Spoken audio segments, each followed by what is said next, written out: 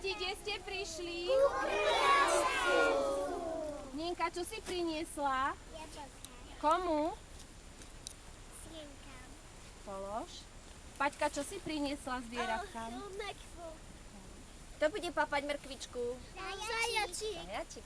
Týmko, čo si priniesol zvieratkám? A to ja. Super, Aj Polož. Simonka, čo si doniesla? Simonka, čo si priniesla? Jablka. A ty čo máš v ručičke, Ríško? Nahlas, Ríško. Kelové listy sú to. Super, to si pochutia zvieratka. Ty čo máš, Ninka? Super, zvieratka budú radi. A Nelka, čo si ty priniesla, Klimentová?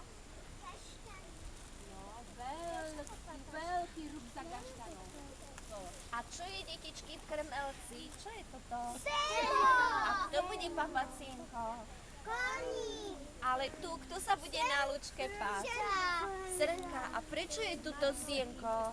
Aby nebola hladná. V zime, keď napadne veľa snehu, tak si to prídu sem ujedať. Aj tí kaštany si tu nájdu, aj jablčka, aj kel, mrkvičku.